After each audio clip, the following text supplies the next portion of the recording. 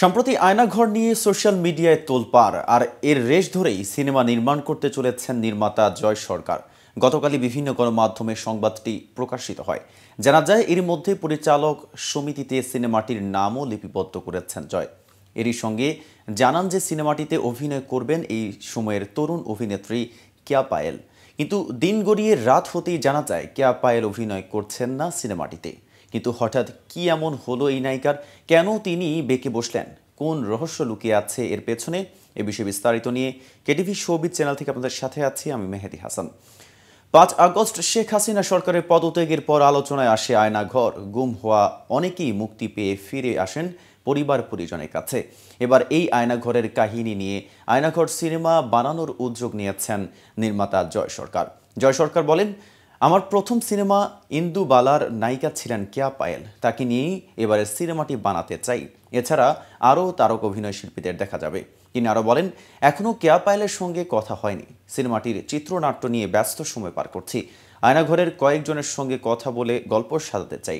আমি চাই সত্যটা উঠে আসুক। শীঘ্রই অভিনেত্রীর সঙ্গে আলোচনায় বসবো শিডিউল নিতে। তবে আয়নাঘর সিনেমায় অভিনয় সম্পর্কে পায়েল জানান, এই মুহূর্তে সিনেমা নিয়ে কোনো পরিকল্পনা নেই। অভিনেত্রী বলেন, আমিও কয়েকজনের কাছে সিনেমার খবরটি শুনেছি, কিন্তু এ বিষয় নিয়ে আমার সঙ্গে পরিচালক বা প্রযোজক কারো আলোচনা হয়নি। আমি এখন নাটক নিয়েই ব্যস্ত সময় পার করছি। আগামী কয়েক মাসের শিডিউল দেওয়া আছে নির্মাতাদের। কদিন পরেই নাটকের শুটিং করতে দেশের বাইরে যাওয়ার কথা রয়েছে। এই অভিনেত্রী আরও জানান, আগামী মাসে ৩টি নাটকের শুটিংয়ে যুক্তরাষ্ট্রে যাবেন তিনি।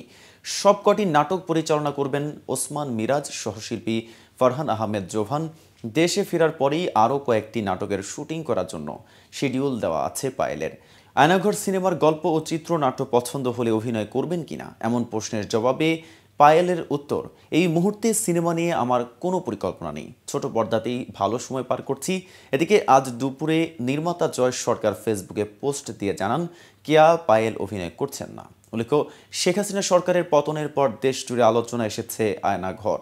মূলত বাংলাদেশের প্রতিরক্ষা বাহিনীর কাউন্টার টেরোরিজম ইন্টেলিজেন্স ব্যুরো দ্বারা পরিচালিত একটি গোপন আটক কেন্দ্রের নাম আয়নাঘর। ধারণা করা হয় এখানে কমপক্ষে 16টি কক্ষ রয়েছে, যেখানে একসঙ্গে 30 বন্দী রাখার সক্ষমতা রয়েছে। আয়নাঘরটি বাংলাদেশের ঢাকা সেনানিবাস এলাকায় অবস্থিত বলে ধারণা করা হয়।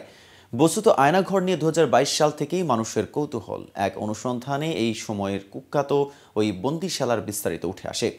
ওই প্রতিবেদনও ইঙ্গিত দেওয়া হয়, আমান আজমি ও আরমান আয়নাঘরে বন্দী আছেন।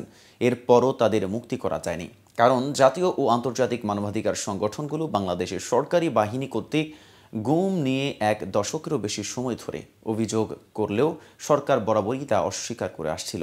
বিভিন্ন সূত্রে জানা যায়, দেশের বিভিন্ন স্থানে এরকম আরও বেশ কিছু নির্যাতন ও আটক স্থান থাকতে পারে।